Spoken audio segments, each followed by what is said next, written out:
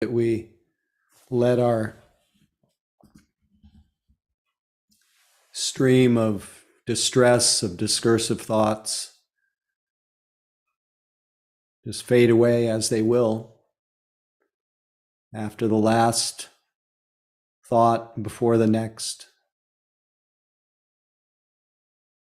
Just recognizing and then getting used to this, a vivid clarity, just simple awareness. And how that simple awareness, cultivated or gotten used to, pacifies our bodies, pacifies our minds,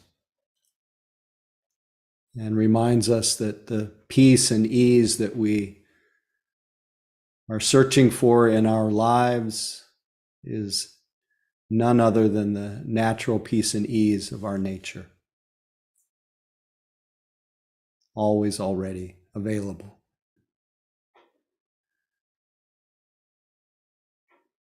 I know we all want peace. In fact, I led a day-long retreat, and lovely day for those who showed up at Fort Mason on Saturday. It was entitled A Peace Offering. And it really was a counter narrative or a counterbalance to the universal search for peace, but often the way that it is sought after through war, through waiting,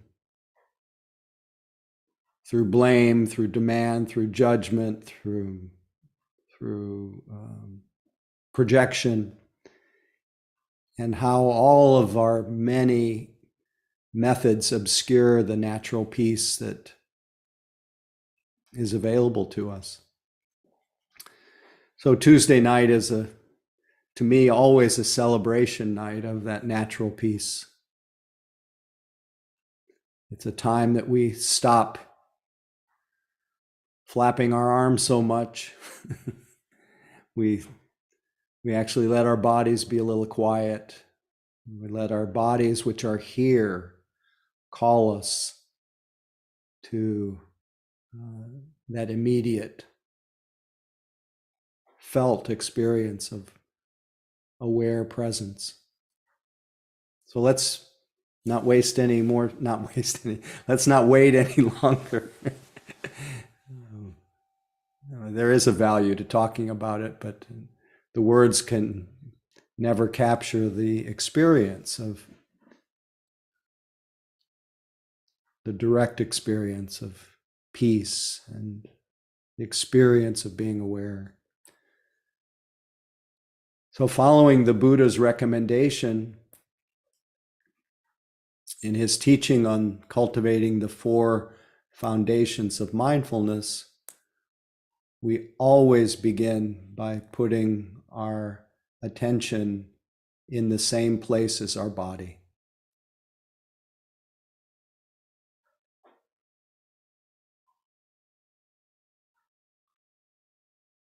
He said, there's one thing, O monks, and monks are those who've gone forth from their habits into a time of awakening. There's one thing, O monks, that leads to calm, the focus, a pleasant dwelling in this life, to the abandonment of the defilements, to the heart's release, to liberation. What's that one thing? It's mindfulness directed to the body. So let your eyes close softly so you can let go of the image of the body and just feel what that immediate experience is of body. Felt sense of the contact points of the rear on the cushion or chair or bed. Touch of the hands, touch of the lips, form or shape of the body.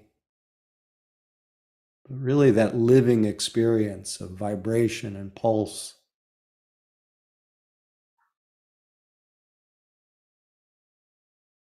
Can actually feel the impact of our life on our nervous system. Sometimes the vibration is very agitated or a little jangled. But if we just let ourselves feel that, make space for whatever the state of our body is and the state of our nervous system, just by virtue of having our attention cozying up very close to this feeling of sitting, our body is calmed, our mind begins to settle, not because we settled our mind or calmed our mind. It's just what happens when we harmonize mind and body by just noticing.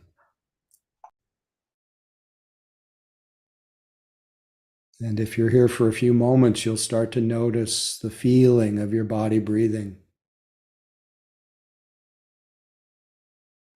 Every half breath that we feel intimately is a moment that we empty our mind of its usual preoccupations and fill it with the life of the present moment. So just connect with and sustain awareness of the body breathing.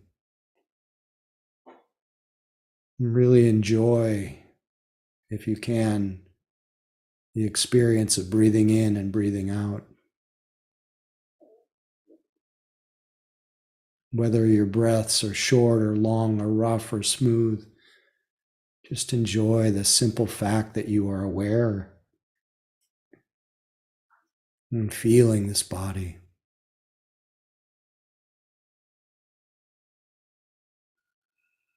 Enjoy the fact that the past has passed and the future is just a dream, that there's just this breath, just this moment.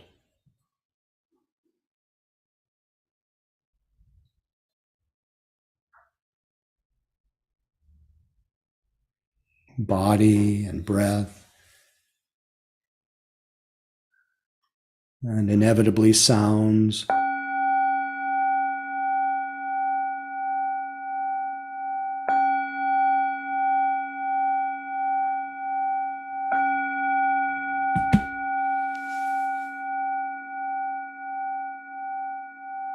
Sounds will appear and vanish.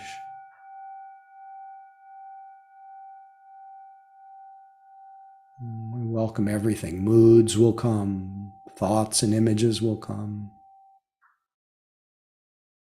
And if we're aware, we see that everything that arises is an expression of awareness.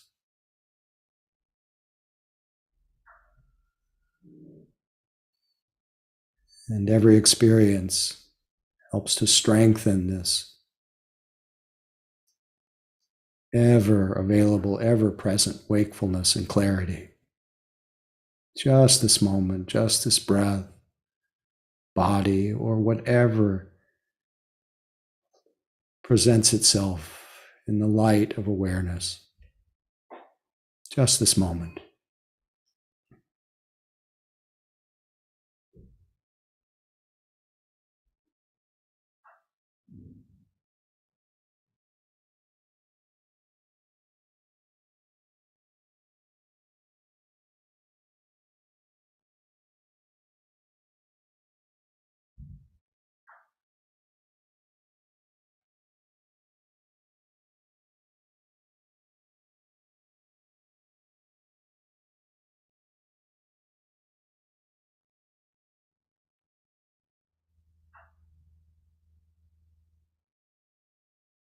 Being aware does not require any strain or struggle.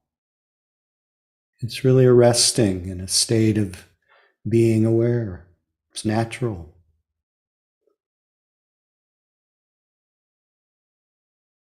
Awareness imbued with interest, intent to connect with things as they are.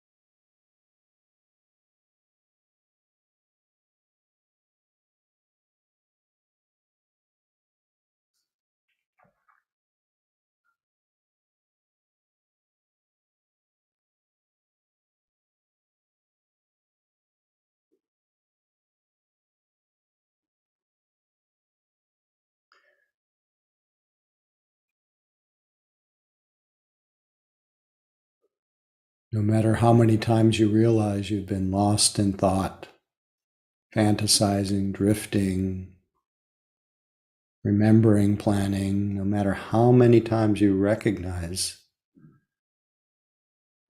that you've been wandering, each one of those is a moment of mindfulness,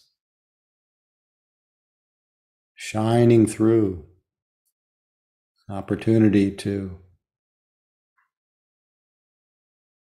experience that openness and emptiness of being aware, and of supporting that simple openness with an anchor of your body and breath, a return to simplicity. Each one of those moments of waking up is a moment of letting go of the stream of distress,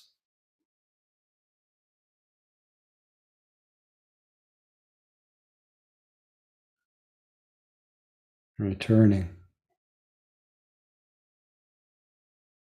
So no need to judge the wandering mind, just appreciate the moment of waking up. Just this moment, just being aware, supported by the body and breath, or whatever else lights up in your awareness.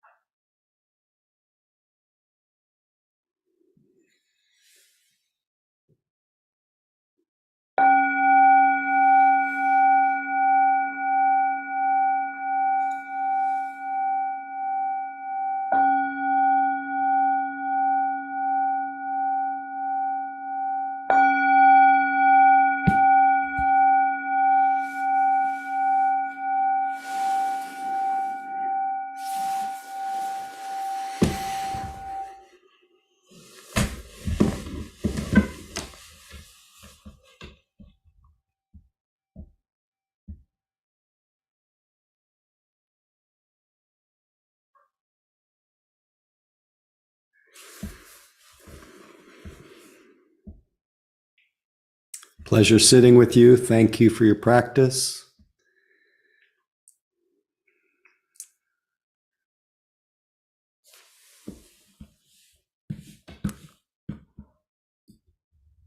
Wanted to create a few moments of greeting just so that we can simulate a little bit of what it's like to be in person. So anyone feel free to say hello and where you're calling in from, and then we'll check in a little bit.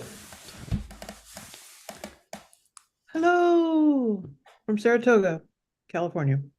Hello, Anne. Hi, Phoenix, Arizona. Is that Elizabeth? Yes. Hi, Hi. Elizabeth. Coming this weekend. Yes. Hope you can make it. Hello, I'm calling in from San Francisco. Hello, Mark. Big love from Nashville. Hey, Jerry. Hello from Berkeley. Hello, Berkeley, wherever you are. Is that Margot? It's Margot. Yep, I heard the voice. How And special. another Judy from Berkeley. Hi, Judy. Mary from Santa Barbara. Hello, Mary. Freddie Sue, from New DC, Jersey. California. Sorry. I see Sue, New Laura. Jersey. Hello from Evanston. I was in San Francisco for 35 years and now I'm in Evanston. Can't go wrong in either place. Good to be here. Good to have you. Good to hear your chanting last week. Oh, thank you. Hello, Sabina from San Francisco. Hey, Sabina. Happy to see you so soon. Nancy from Nevada. Oh, I couldn't hear that very well, but. Sorry, Nancy from Nevada. Oh, hi, Nancy. Good to have you with us. Thank you. Sorry I missed Saturday. I had an emergency. Oh, sorry. Hope everything's okay. Helen from Oakland. Hello, Helen. Hi. Keith from Berkeley. Hey, Keith. Good to see you so soon. Hi from Maryland, and I also loved your chanting, Barbara. Thank you. Good to see you, Laura. Linda from Regina, Saskatchewan. Hey, Linda. Glad to have you with us. Thank you. Okay. So our virtual temple, and thank you for inviting us into your private spaces as well.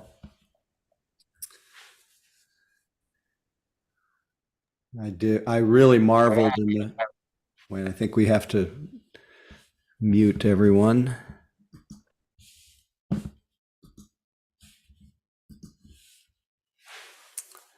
I just remember marveling at the intimacy when COVID struck and we began to meet online, and our living spaces turned into both our individual temples, but we were inviting each other into our worlds, and it opened up a whole new way of being together, which we would have never experienced otherwise. So I'm very appreciative of it, and appreciating that it's still vital and still an opportunity to feel the impact of practicing with other people. The third jewel that the Buddha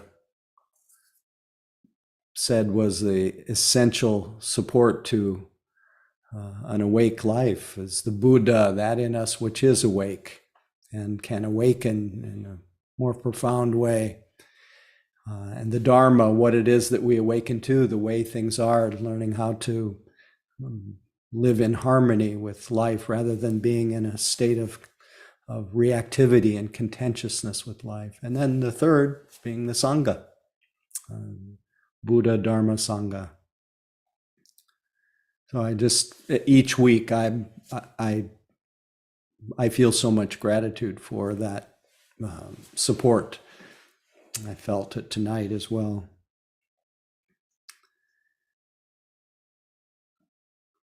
I had an interesting roundabout way into what I thought about talking about tonight. And hopefully we'll get to some check-ins with you, but I wanted to start tonight by saying that I loved the little quote that Mary included in our bulletin. Not sure how many people read it, but it said, "All eternity is in the moment." All eternity is in the moment. And when I read it, I was reminded of the universal desire for the transcendent, for eternity, the melting away of a sense of separation, a feeling of home. All, I think, point to this quote: eternity is in the moment. And as I've said many times here, I often think of myself as a one-note Johnny. I just feel compelled always to point to the fact and not just the fact, the idea of something and the experience are sometimes different, but the experience of eternity being in the moment. So I was contemplating the quote, and then I got a message from Spirit Rock about an upcoming day-long that I'll be doing on March 24th on calming the restless mind.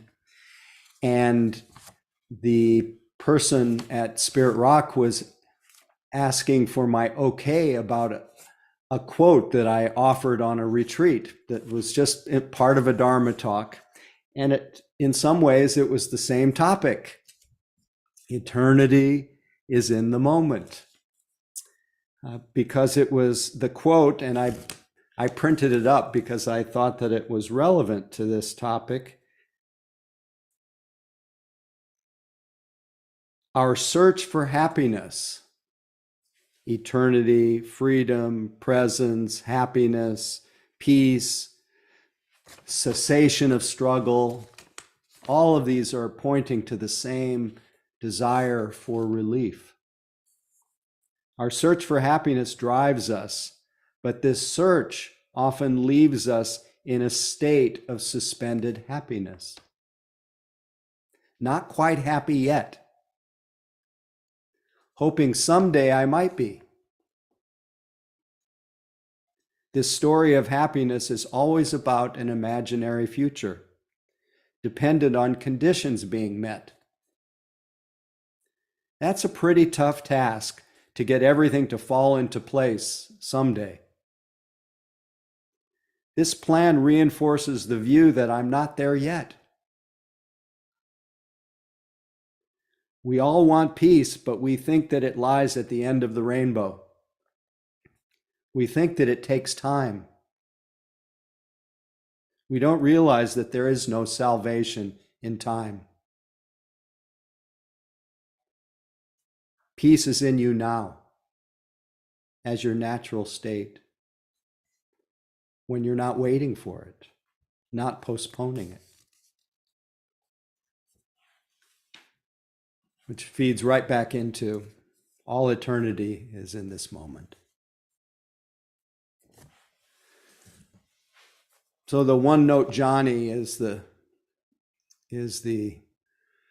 sense that peace is always available as you. And I think all of our practice, that's the Buddha in us. All of our practice is about that realization that eternity is in this moment. Now, having said all of that, we are given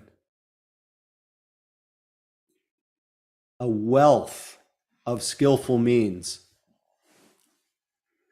of practices that will help us on our path, that what this teaching describes as a path that goes nowhere. But there is a wealth of methods, and part of the method of both becoming and expressing that truth that eternity is now is to act and think and live in a very gentle, kind way. So we cultivate kindness. We cultivate harmlessness. I talked about this a lot because it's one of the pillars of the Dharma, sila, conduct. All the means of wise speech, wise action, wise livelihood, wise action, I think I already said. All of this in service of supporting our awakening.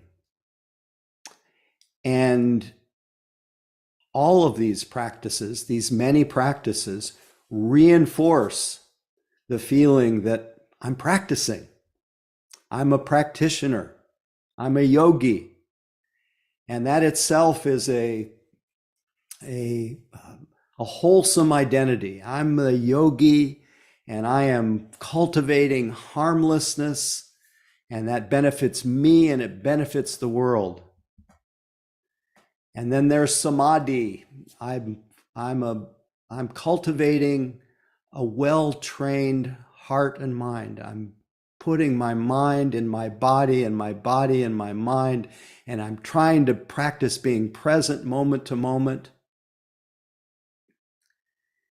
And all that's wonderful. And I find that when I say I'm speaking about all of us as practitioners.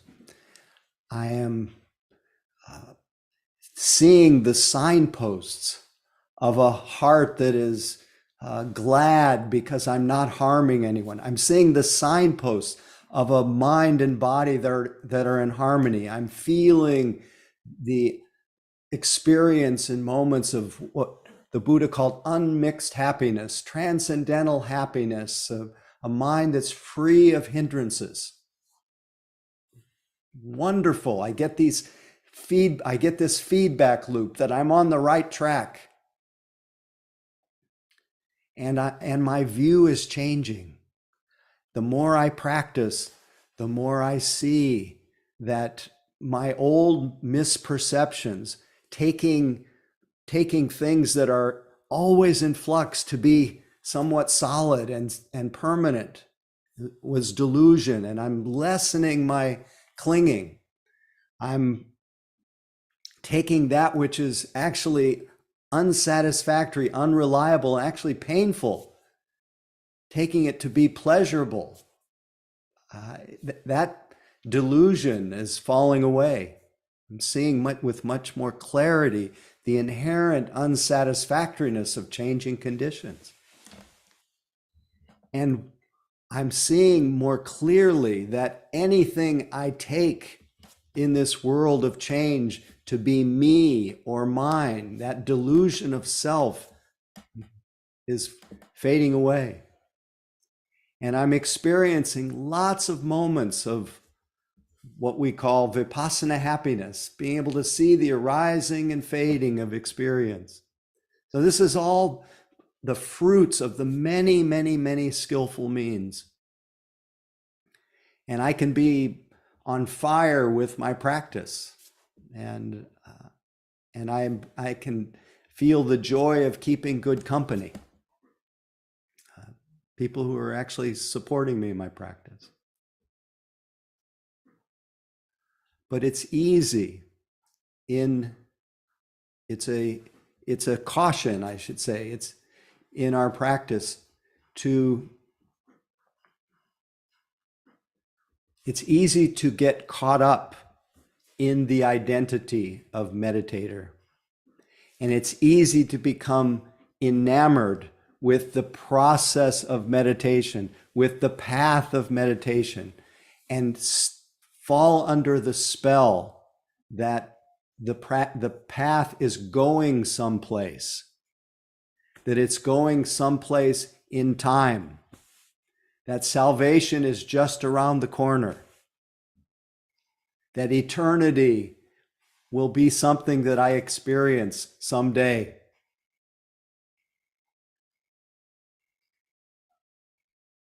And it's very easy to miss, to overlook that the very freedom, the very peace, the very liberation that we're searching for, that we're waiting for, that we're training for even, is hiding in plain view.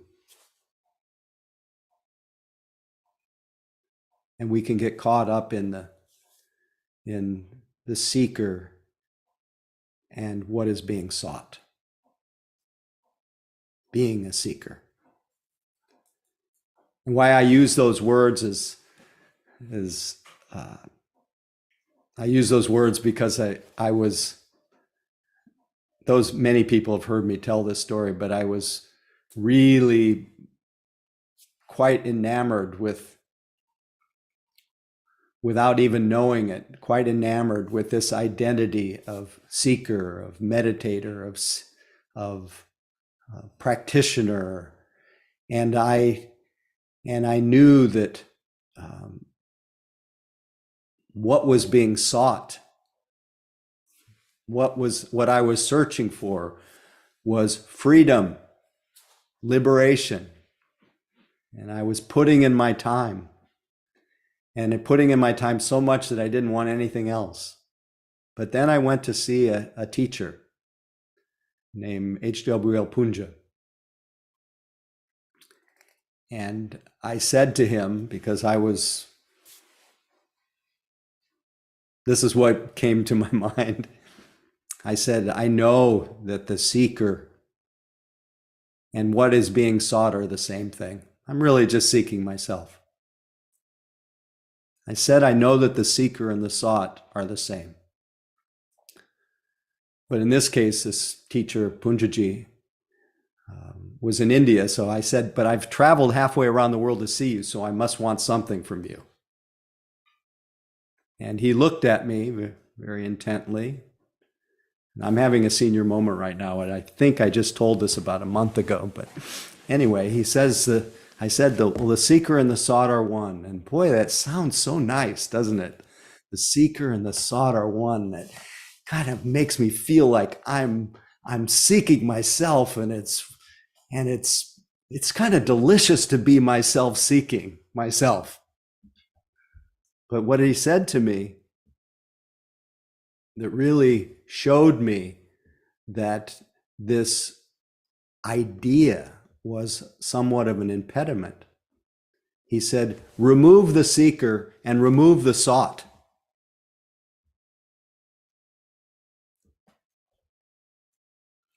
And when he said that, the whole apparatus of the seeker, the meditator, the one who is getting enlightened, all of it, it just blew up.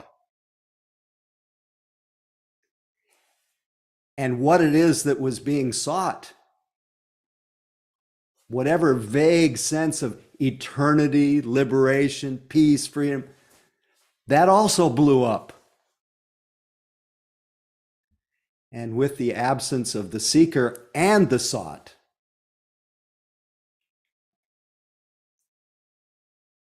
there was not the idea of eternity is every moment.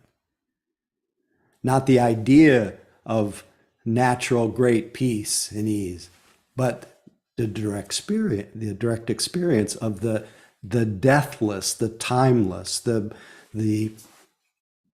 peace that we often are innocently and sincerely searching for, that already exists as the state, the natural state of our own mind.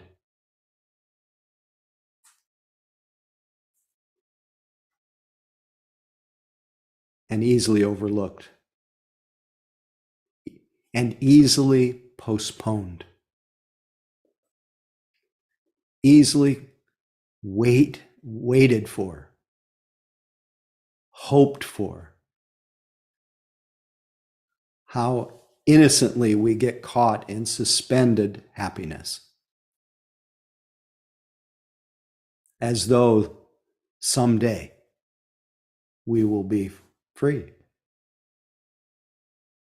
That someday is today, minus the idea of day, of today.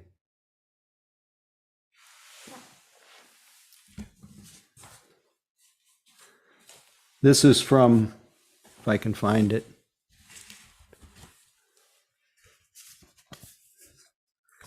since I'm talking about the deathless, nirvana, again, once I start using language, we can then start conceptualizing again, and hopefully the words will just keep pointing you to the reality of this as you, in you as you.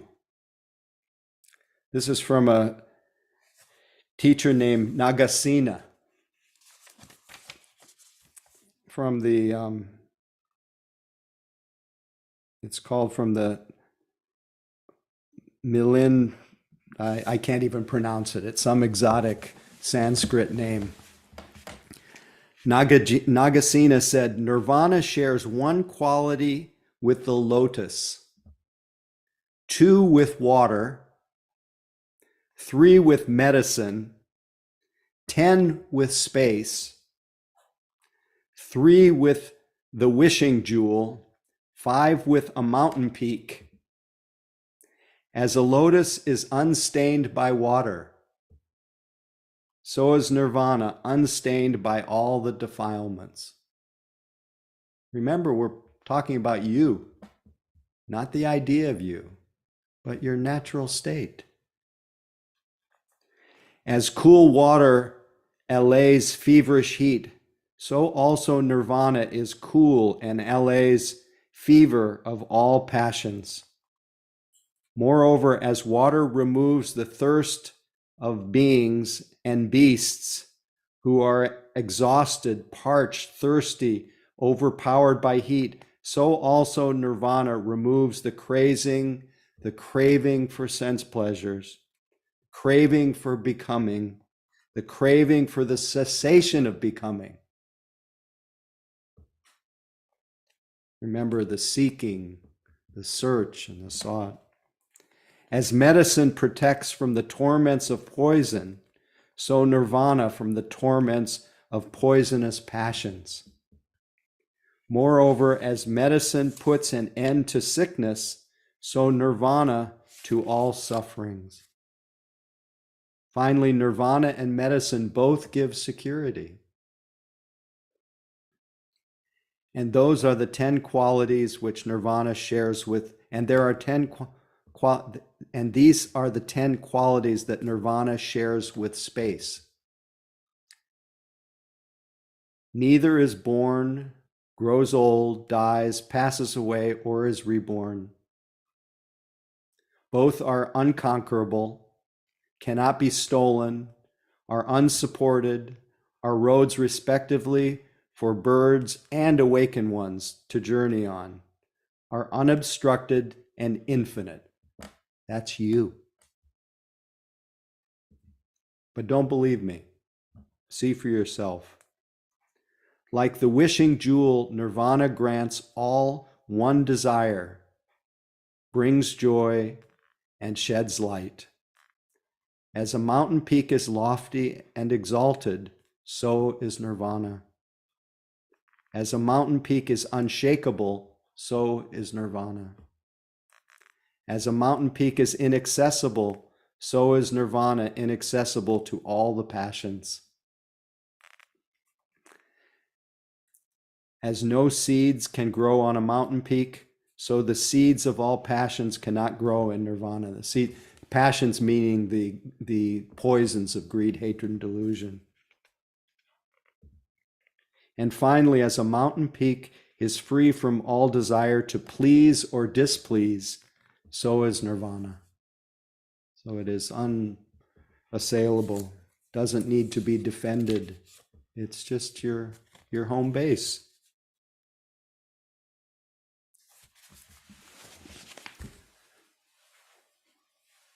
One last teaching from Huang Po. Huang Po lived somewhere in the 800s.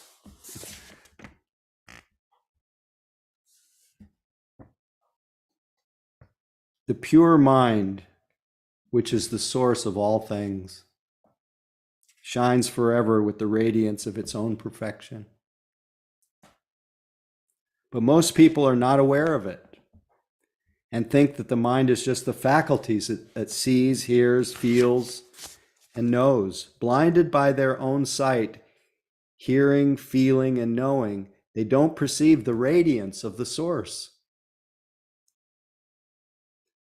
If they could just put aside conceptual thinking, and I'll say that for a few moments, this source would appear like the sun rising through the empty sky and illuminating the whole universe. Therefore, you students of the Tao who seek to understand through seeing, hearing, feeling, and knowing, when your perceptions are cut off, your way to the mind will be cut off, and you will find nowhere to enter. Just realize that although mind is manifested in these perceptions, it is neither part of them nor separate from them. You shouldn't try to analyze these perceptions or think about them at all, but you shouldn't seek the one mind apart from them. I'll just read one last section. Your true nature is not lost in moments of delusion. Oops.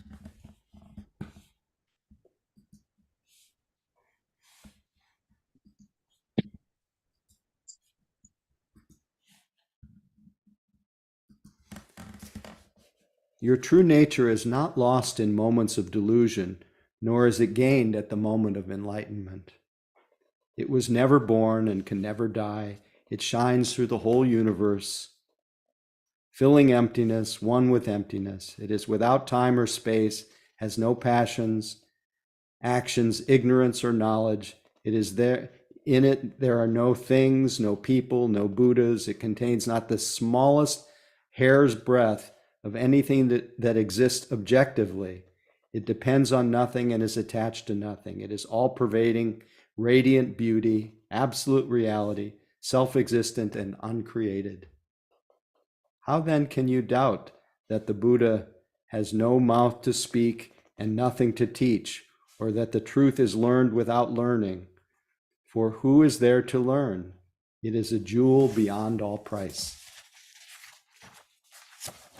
Anyway, I just felt like I should take advantage of the opportunity to remind us that even in the midst and even with the great benefit of all of our searching and our training and our desire to bring more peace to this suffering world, that the liberated heart is close at hand. It's not to be found anywhere else, and it's not to be found in time. It's already resting quietly at home in front of your own fireplace, as they say in the Tibetan tradition. And so whatever you're experiencing, it's the right experience because you are aware and you're here.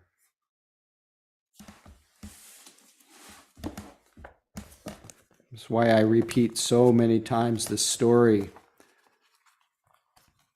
of searching.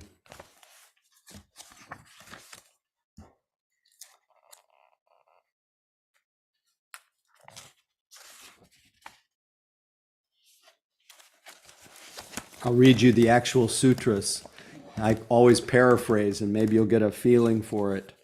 On one occasion, the Buddha was dwelling in Savatthi, in Jetta's Grove. This is in India, at Anathapindika's monastery.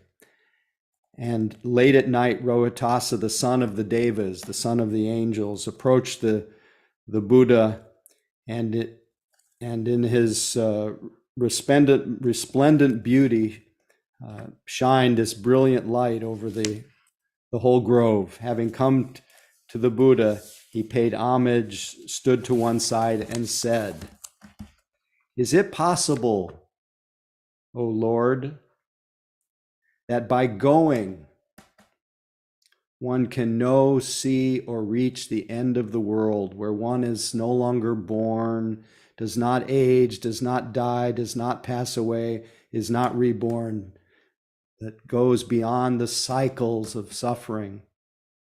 I declare, O friend, that by going, it's not possible to know, see, or reach the end of the world, where one is not born, does not age, does not die, does not pass away, is not reborn." Oh, it's wonderful, Rohitasa says. It's amazing how well it was said by the Blessed One that by going, it's not possible to know, to see, to reach the end of the world where one is not born, does not age, does not die, does not pass away, is not reborn. And then Rohitasa goes on to say, "Once in a former life, I was a seer named Rohitasa, Boja's son, endowed with a special power that I could walk through the sky. Such, Lord, was my speed that in the time needed for a strong, skilled, experienced, and trained archer to shoot easily with a swift arrow across the shadow of a palm tree, in such time I could take a step as long as the distance between the eastern and the western sea. Endowed with such speed and such a stride, I wanted to reach the end of the world by walking. And with my lifespan of 100 years, except the time needed to eat and drink, to urinate, to defecate, to sleep and rest, I walked for 100 years, and without reaching the world's end, I died along the way." Hope you're still with me. It is wonderful, Lord. It's amazing, Lord, how well it was said by the Blessed One that by going, it is not possible to know or see or reach the end of the world where one is not born, does not age, does not die, does not pass away, and is not reborn. That means that one becomes liberated. It's not possible to become liberated by going. Indeed, friends, so I declare, this is the Buddha speaking, but I do not say that one can make the end of suffering without having reached the end of the world.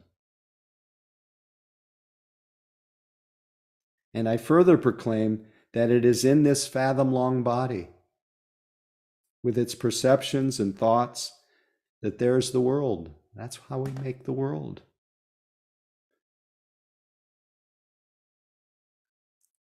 It's in this fathom-long body with its perceptions and thoughts that there is the world, the origin of the world, the cessation or the fading away of the world, and the path leading to the cessation of the world. By going or walking, one can never reach the end and limit of the world. Yet there is no release from suffering without reaching the world's end. Hence, the wise one who knows the world, the one who has lived the holy life, will reach the end of the world, knowing the world's end at peace. They no longer long for this world, nor for any other.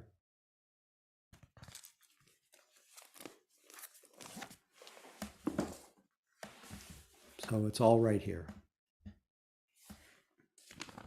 May we all be liberated. And on this time of the full moon, I don't know if any of you have been enjoying had the view of the full moon. It's been spectacular. I read the poem from Rumi that's entitled Quietness. Inside this new love, die. Your way begins on the other side. Become the sky. Take an axe to the prison wall. Escape.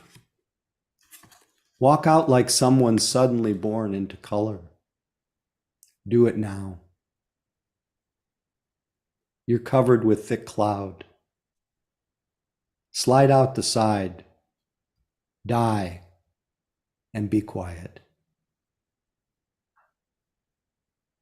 Quietness is the surest sign that you've died. Your old life was a frantic running from silence. The speechless full moon comes out now.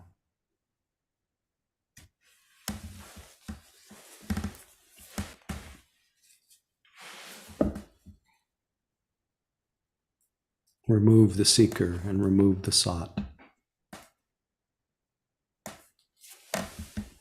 Any comments, questions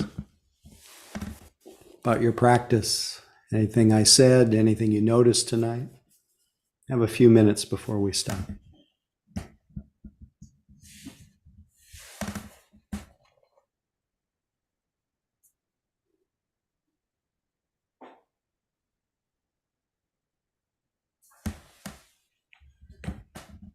Please feel free to use the raised hand function if you like.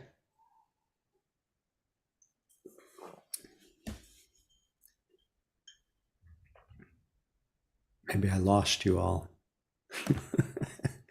I was having fun. I hope you were too, just a little bit.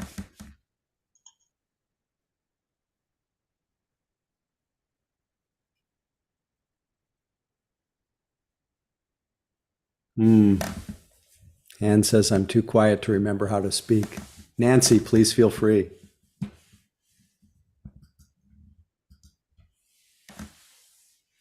You have to unmute though.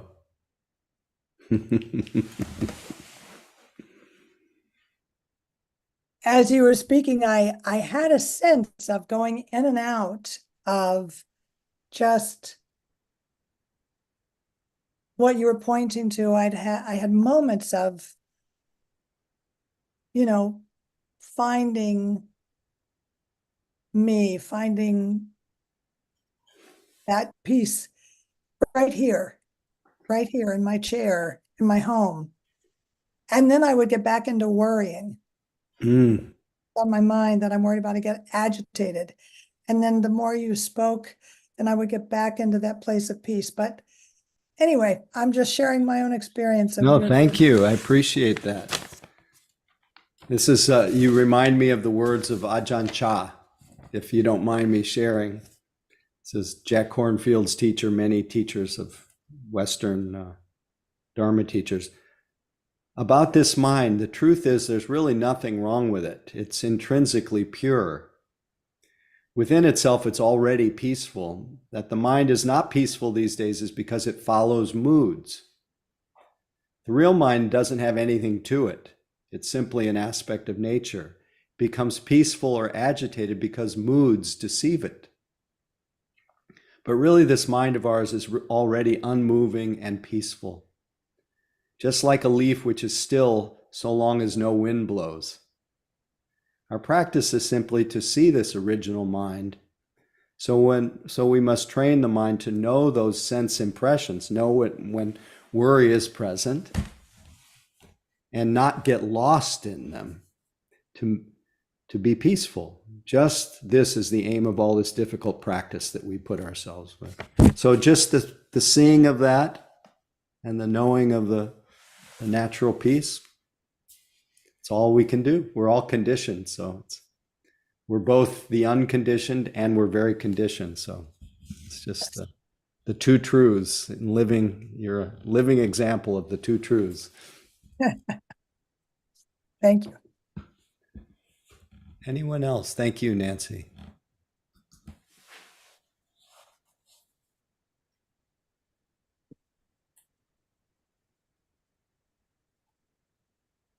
I know that some of these this pointing, some of this talk of liberation, nirvana, it may not resonate with where you are living today in your job or I met with so many people today. I have parents whose kids won't go to school. I have, there's all kinds of things that happen, but this is Tuesday night it's a kind of sacred refuge from both. It includes, that allows us to feel and normalize all the things that are part of the suffering of our lives, but also know that in the midst of everything, there is liberation, and it's possible in any moment. And at least we don't have to add to our stress by postponing, by getting caught in a view that we cannot be happy now. We cannot be well now.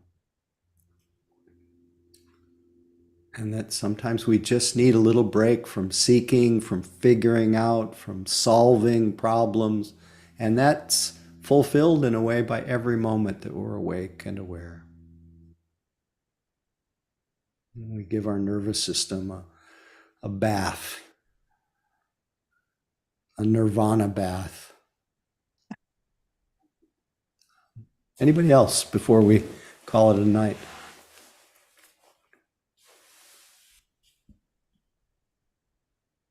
And thanks for staying with it. At least some of you did. And I hope that you can see and experience your life in many, many moments free of the seeker and free of the sought. Just be as you are. And we wish for all beings to awaken for the benefit of all.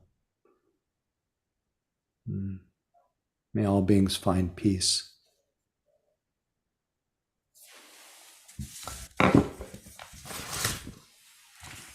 May all beings be liberated. So. Catherine, any announcements?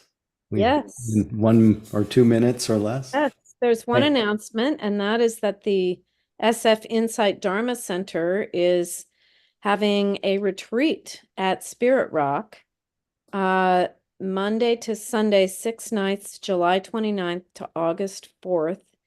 And it is currently a period of priority early registration for San Francisco Sanghas, including us, through March 7th.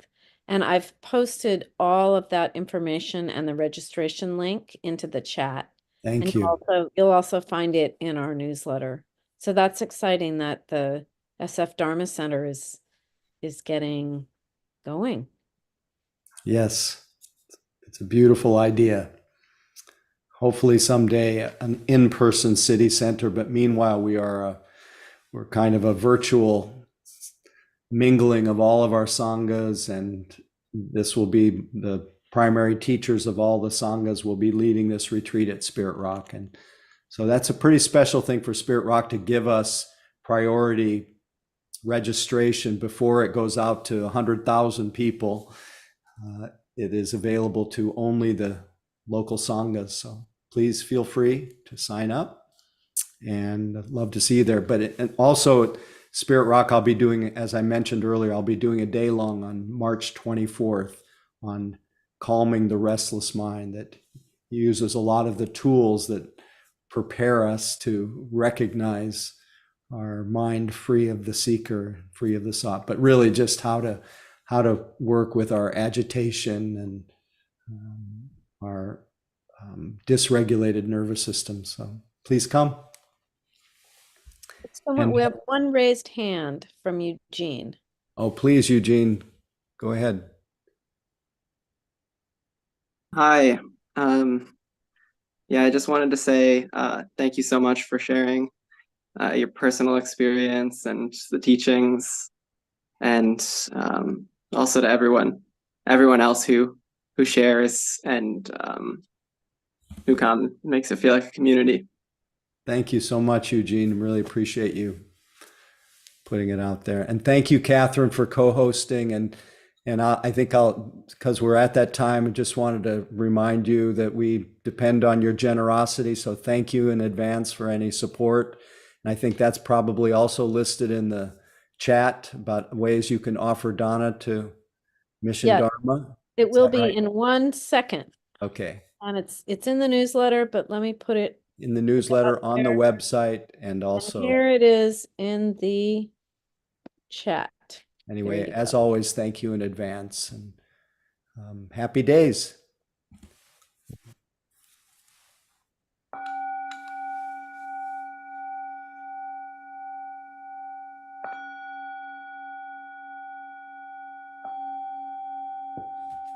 Feel free to say goodnight to each other too. Good night. Thanks, Howie. Thanks, everybody. Good night, everybody. Bye. No, Bye. thank you. Pleasure. Thank See you, Howie. Pleasure. Hi. Thank you, Howie. Good night, everyone. Thank you, Good night. Night. Good Thank you, night. Howie. Thank you, Sangha. Mimi, let me see your face. Are you still there? It's the same Mimi, I think. Well, it's up to you. Anyway, nice to have you with us. Take care, Maureen. Thank you, Dan. Night, night, everybody. Bye, Mary.